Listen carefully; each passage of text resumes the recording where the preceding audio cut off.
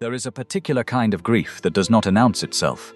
It does not arrive with tears or raised voices or the dramatic collapse that others might notice and rush to comfort.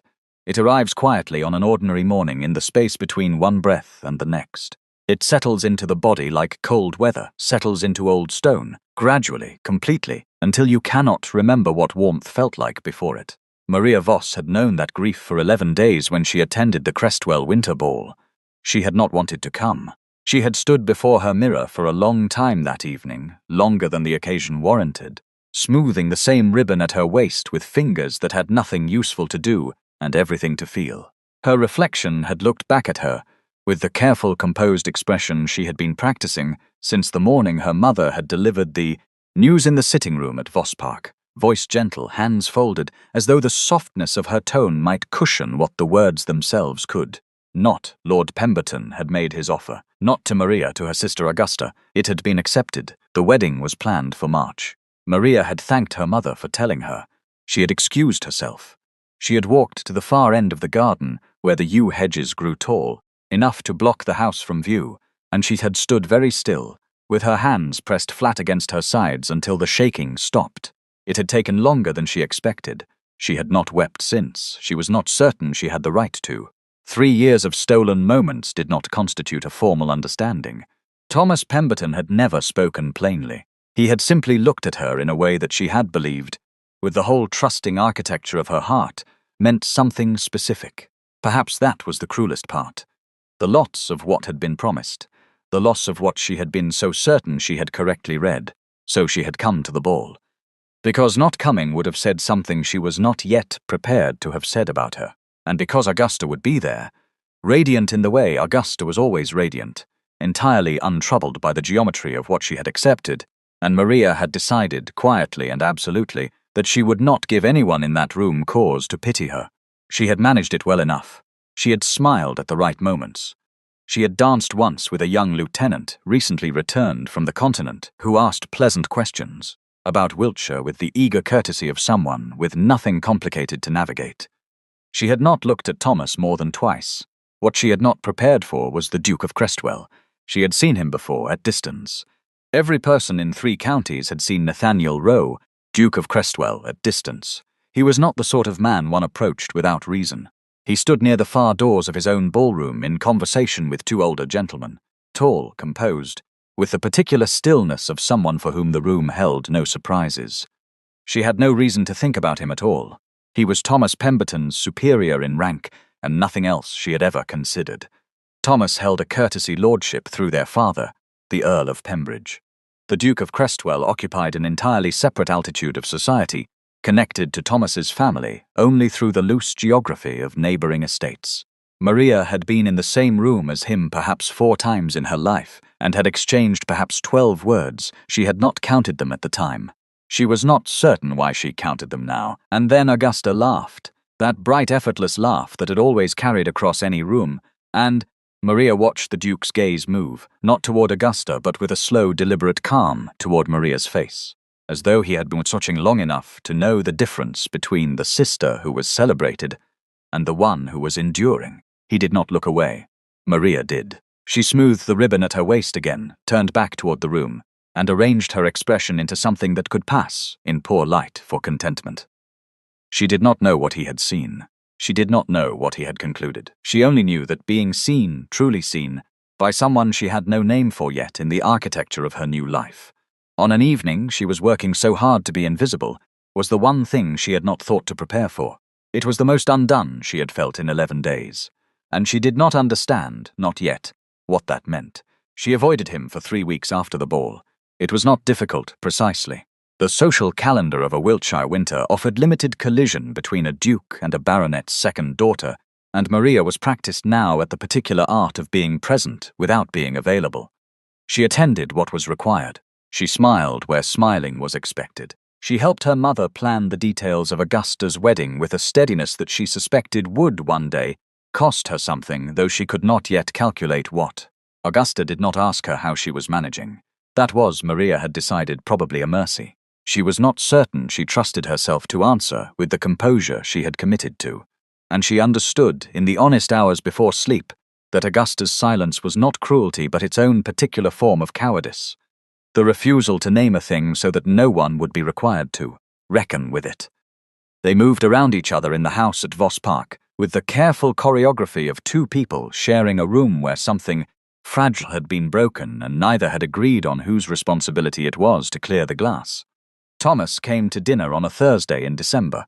He was easy and warm and looked at Augusta the way Maria had once believed he looked at her, which told her something she had spent 3 years attempting to establish. The look was simply his manner. It had not been specific to her. She had made it specific through the force of her own hoping, and the fault of that, she was honest enough to acknowledge, was at least partly hers.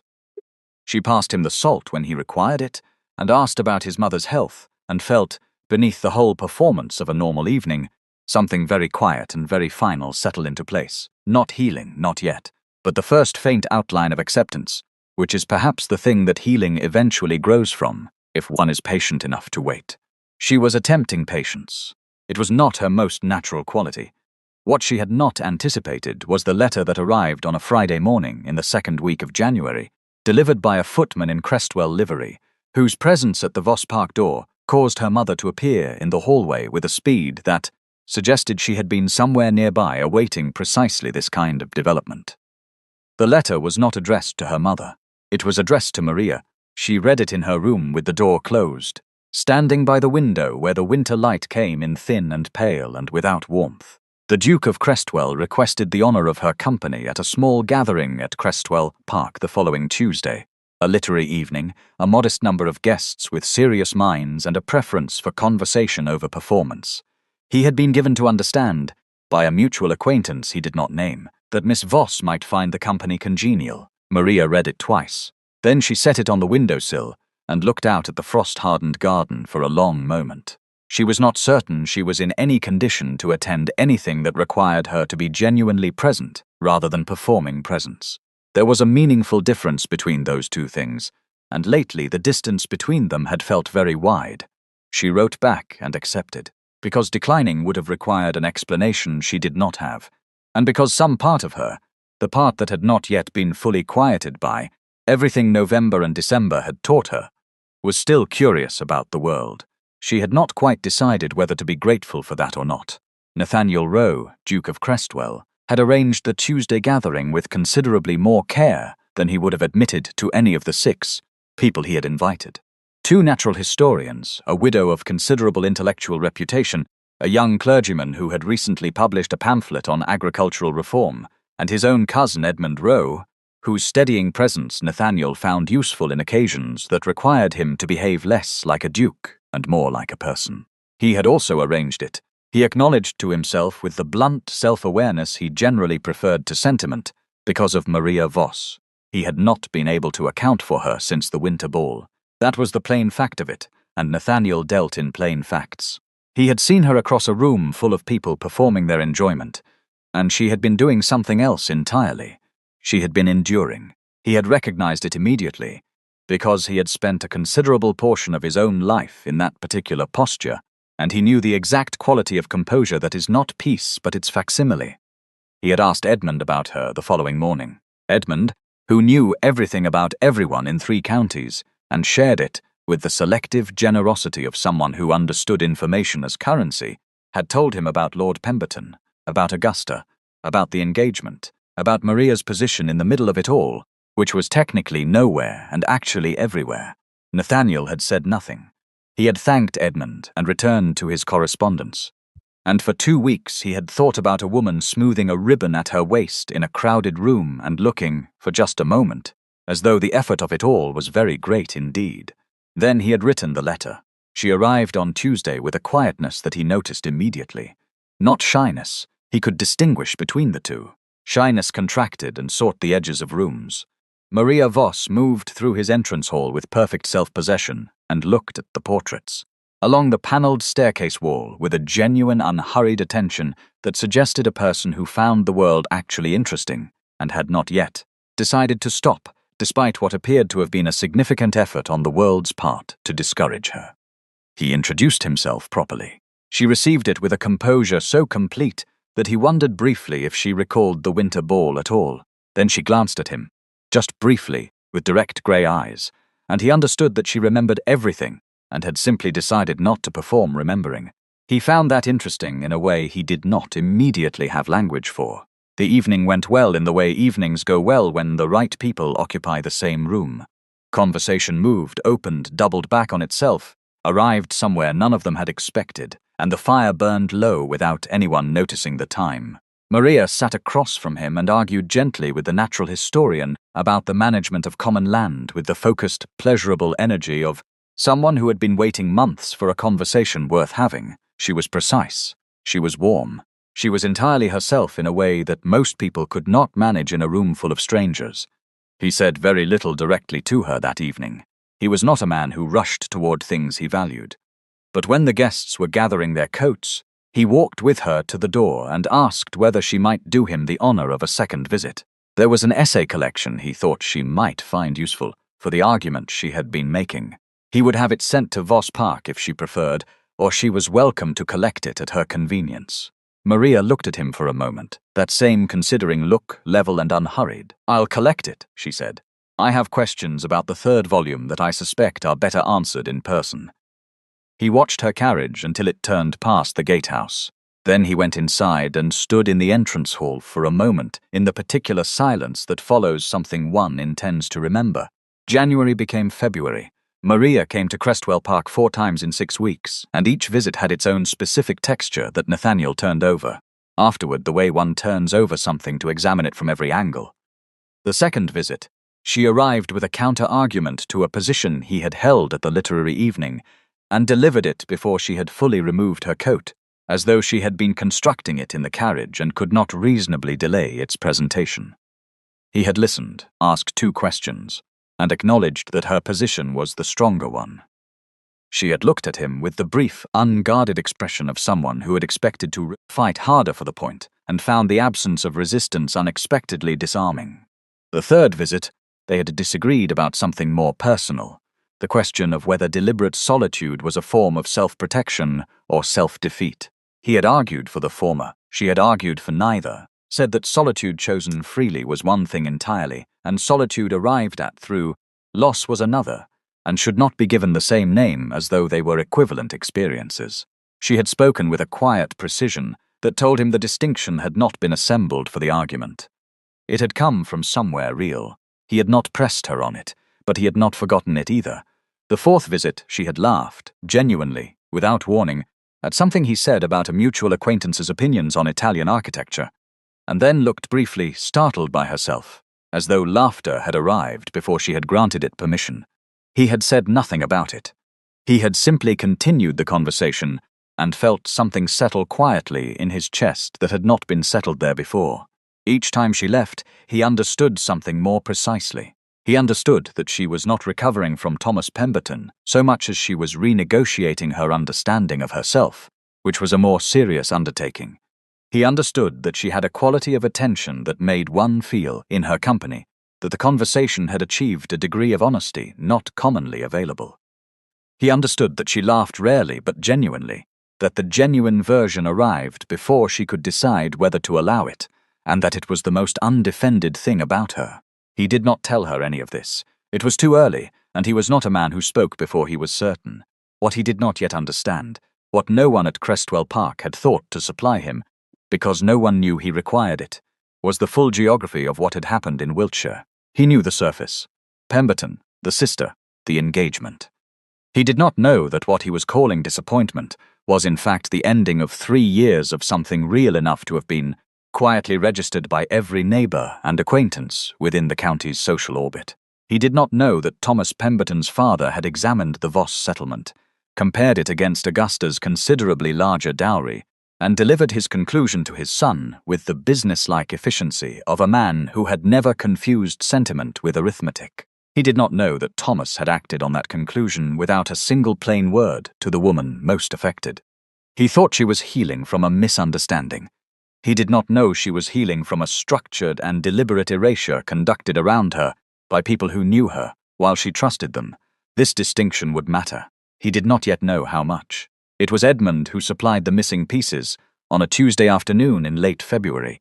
They were walking the south grounds of Crestwell Park the bare elms casting long shadows across grass, still hard with the last of the winter cold, when Edmund said, with the casual ease of a man entirely unaware of the weight he was placing on the air, "I imagine it must have been a particular cruelty, given how long it had been going on." Nathaniel looked at him. How long what had been going on? Edmund glanced sideways with the expression of someone recalculating. "Pemberton and Miss Voss, I assumed you knew." It was not formally acknowledged, but it was understood. In the way those things are understood in small places where people have watched each other for years. 3 years, most believed, perhaps 4. He was attentive to a degree that was consistently noted. She was, Edmund paused, selecting words with a care that indicated he now understood he had begun something requiring a responsible finish. She was devoted to him, quietly, the way she is quiet about everything. And then Pemberton's father made the comparison between the sisters' settlements, and the numbers were not close. And Thomas made a calculation he likely told himself was merely practical, and perhaps it was. Perhaps that is the most damning thing about it. Nathaniel said nothing for the full length of the path between the garden wall and the stone sundial at its center. Edmund did not attempt to fill the silence. 3 years, not a season of misread glances and hopeful interpretation. 3 years of something real enough to have been publicly registered, quietly and consistently, by an entire social world. And it had been ended not by any change of feeling, not by any honest conversation, but by a father's financial ledger and a son's willingness to act on its conclusions without the basic decency of a plain word to the woman most affected. And Maria had come to the winter ball 11 days after learning of it. She had danced with her pleasant lieutenant. She had not looked at Thomas more than twice. She had smoothed that ribbon and arranged her expression and held it for an entire evening without a single person apart from Nathaniel having any reason to look more carefully. He had thought her remarkably composed. He understood, now that he had been watching someone contain a 3-year wound by sheer deliberate will, and had admired the architecture without knowing what it was built to hold. He went inside and sat in his study for a long time without lighting the lamp. He was not wrong about his intentions toward her. He was not wrong about what he had observed across 4 visits and a dozen conversations. But he had been proceeding from comfort, his own ease, his own stable ground, his own unexamined assumption that they were beginning from something like equal footing. She had not been on equal footing. She had been carrying something he had not bothered to understand before inviting her into his home, his evenings, the slowly widening orbit of his regard. He had accepted her composure as simply her nature. He had not once asked himself what it was costing her. The plain fact was this: he had liked her, pursued her acquaintance, allowed himself to be drawn further than he had intended, and had not once paused to ask what his comfortable invitation looked like from where she was standing. That was not the behavior of a man who dealt in plain facts. It was the behavior of a man who had taken the facts that were convenient and overlooked, the ones that required something of him. He sat with that for a long time. Then he wrote a brief note to Voss Park citing an estate matter, and did not go on Wednesday as expected. He spent 10 days doing what he did poorly, and always eventually, examining his own interior with the methodical honesty of a man who understood that self-knowledge, however uncomfortable, was the only foundation on which anything worth building could stand. He thought about what she had said on the 3rd visit, about solitude that arrives through loss being a different thing entirely from solitude freely chosen. He thought about a woman pressing her hands flat against her sides in a garden until the shaking stopped. He thought about what it meant to come, week after week, to the house of a man who found her interesting, when the last man who had found her interesting had resolved that interest by marrying her sister. What it had cost her to come, what it had cost her to argue and laugh and remain open, and how he had accepted all of that as simply his due, the way a man accepts warmth from a fire without thinking about the wood. He was ashamed of that, quietly, specifically ashamed, in the way that only honest men are capable of being ashamed, not dramatically, not with self-flagellation, but with the steady, clear-eyed acknowledgement that he had fallen short of his own standard, and that the appropriate response was not remorse but correction. Maria received the note on Wednesday morning and read it at the breakfast table. She folded it beside her untouched tea and looked out at the February garden for a long moment. She did not allow herself to draw conclusions. She had learned something in 3 years of trusting the legibility of a man's attention about the specific danger of interpreting too quickly. She was not going to make that error again. She was going to wait and observe and resist the pull of her own hoping, But in the honest part of herself, she kept carefully beneath the surface of her composure, she acknowledged that 10 days felt long, that it felt like a door that had been standing open and had been quietly, politely drawn toward closed. She held on to the distinction between drawn to and closed because she needed it, and she was honest enough to know she needed it, and she was not yet certain whether that honesty made the holding of it brave or merely careful. She told no one. She went about her days. He came to Voss Park on a Wednesday afternoon in the first week of March, unannounced. Her mother registered his arrival with barely contained interest. Maria received him in the sitting room with the stillness of someone who had decided in the 10 days just past to be honest about whatever came next and brave enough to mean it. He sat down. He did not make immediate conversation. He looked at her with the quality of attention she had come to associate with him specifically, the kind that arrived before words and meant the words, when they came, had been arranged with care. "I owe you an apology," he said.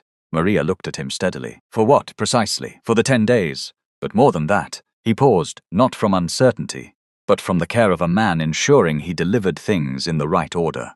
"I was told recently the full account of what happened with Lord Pemberton.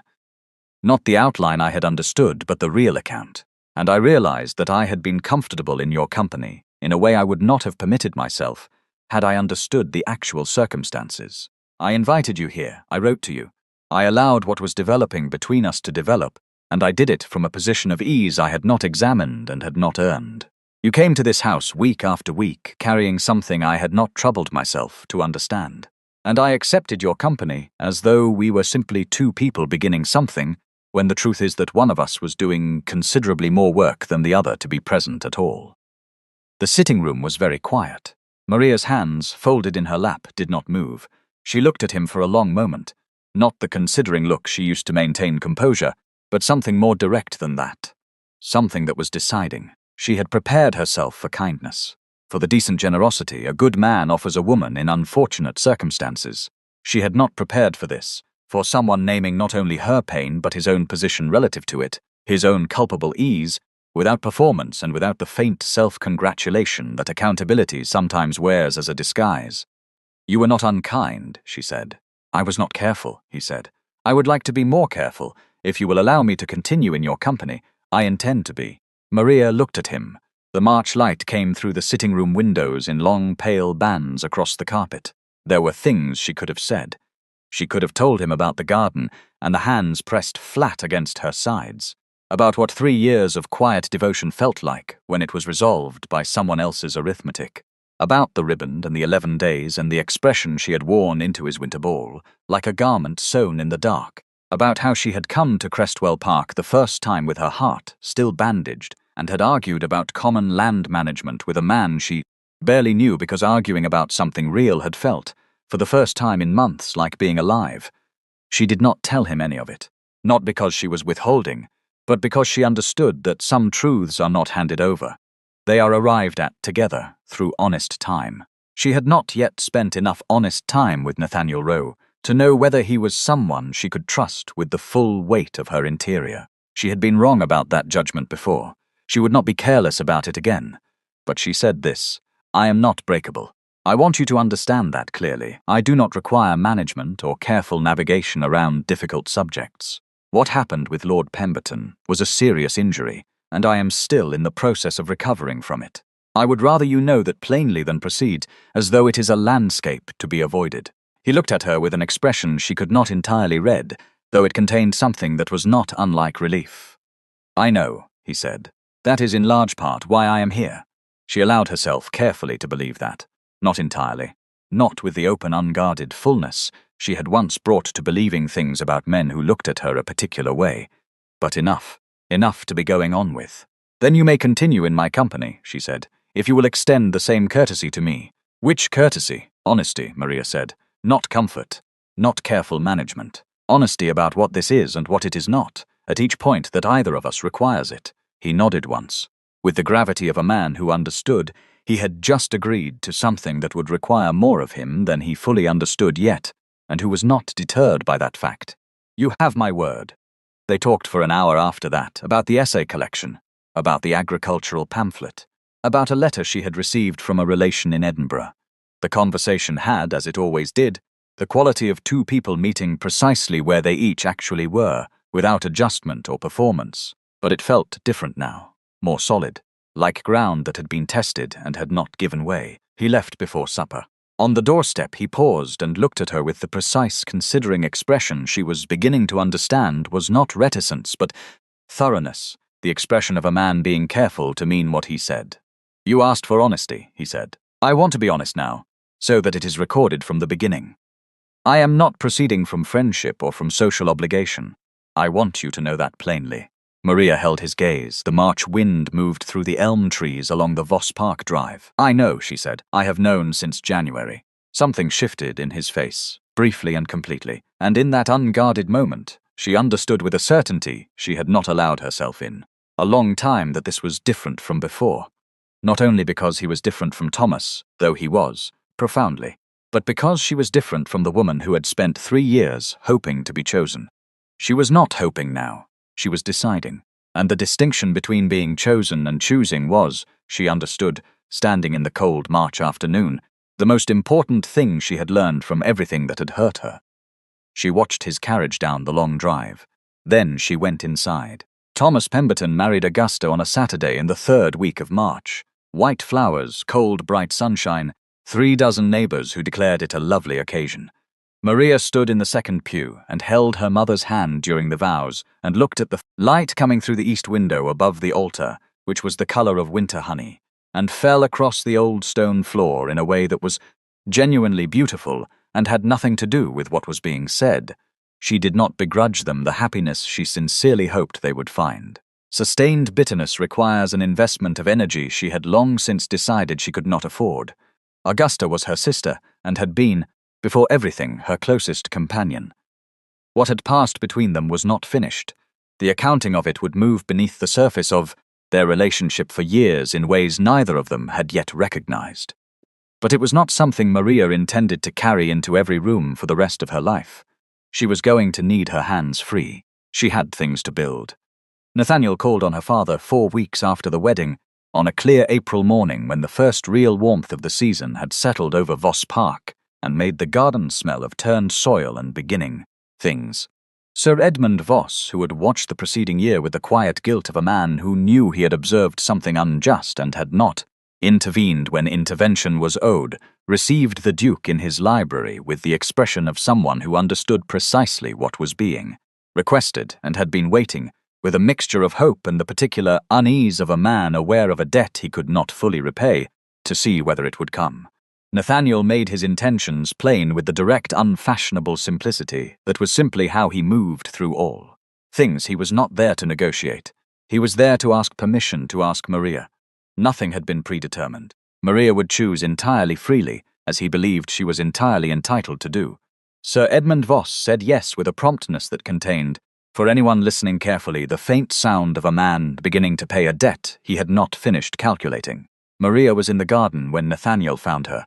The April sun was actual warmth for the first time, tentative and good faith, carrying the first green smell of things returning to life. She was not smoothing her ribbon. Her hands were at her sides, easy and still. He told her what he had said to her father. He told her he had meant every word spoken in the sitting room in March, and had been meaning more since, and that he would very much like to be the person she allowed to know the full weight of what she carried, not to manage it, but to stand honestly beside it. He asked her, without ceremony, whether she would marry him. Maria looked at him for a long moment. The garden was completing its slow return around them. The elm trees were greening. Somewhere in the yew hedge, a thrush was conducting an optimistic and complicated project that had been going on since early morning. She thought about the sitting room at Voss Park on an October morning, and a voice gentle with news that was not gentle. She thought about hands pressed flat against her sides, and a grief that arrived without announcing itself. She thought about a winter ball and a ribbon smoothed for no purpose, and the strange undone feeling of being seen by someone she had not expected. She thought about 4 visits to Crestwell Park across the grey weeks of January and February, about arguing and being met, about laughing without permission and not being made to feel that the laugh had revealed something she ought to have concealed. She thought about what it meant to choose rather than to hope to be chosen. Yes, Maria said, on the condition that we remain honest with each other. At each point I ask, and at each point you believe I should know something, even when it is difficult. I have already agreed to that, he said. I know. I wanted it said again. In the garden. In the spring. A pause. So that it is recorded from the beginning. He understood her precisely. That was, she thought, perhaps the thing she valued most about him, that he understood her precisely and did not require her to be less than she was in order for the understanding to remain comfortable. They were married in September, on a warm morning at the church nearest Crestwell Park. Edmund Rose sat in the front row with the satisfied expression of a man who considers himself partly responsible for a good outcome, which he was, though not in the way he imagined. Sir Edmund Voss sat 2 rows behind him, looking for the first time in a year like a man who had been offered a form of grace he understood he had not entirely earned. Augusta and Thomas sat toward the middle of the church. Augusta looked at Maria once during the vows, a long, searching look that contained everything the 2 sisters had not yet said to each other, and possibly never would say in full. 3 years of parallel lives and 1 season of damage and all the slow complex work of being sisters after that. It was all in the look, every word of it. Maria met her sister's gaze with a steadiness that was not coldness, held it for a moment that was neither forgiveness nor its refusal, but something more honest than either. An acknowledgement that the accounting between them was real and ongoing, and hers to conduct on her own terms, and then she turned back toward the man beside her. At the wedding breakfast, the afternoon warm and long and full of the kind of conversation Maria had come to understand as the specific sound of a life she was building deliberately, Nathaniel leaned close and said something quiet about Edmund's hat that made her laugh. The sudden, unguarded kind. The one that arrived before she could decide whether to allow it. She thought briefly, without bitterness, of everything that had brought her to this particular afternoon. A grief that had settled like cold weather. A winter ball she had not wanted to attend. A ribbon smoothed for no useful purpose, and the strange mercy of being seen, on the worst evening of a very bad season, by someone who had the patience to look again. The grief that does not announce itself arrives quietly and settles deep. But she had learned this. It does not have the final word. You do. You have it when you press your hands flat against your sides and wait for the shaking to stop. You have it when you walk into a room you did not want to enter and refuse to be pitied. You have it when you choose, with full knowledge of what choosing costs, to remain open to a world that has already hurt you. And sometimes, not always, but sometimes, the world in its slow and imperfect way meets that openness with something worth the risk. Maria Voss had known that once. She had known it again now, better, because she had built it herself. That was the most extraordinary thing she had ever done. If this story found its way to you today, I hope it carried something you needed. Tell me in the comments what beautiful corner of the world you are watching from. It genuinely moves me every time I see how far these stories travel. And if this one settled something in you, share it with someone who needs to hear it. Someone out there is waiting for exactly this story. Help it reach them.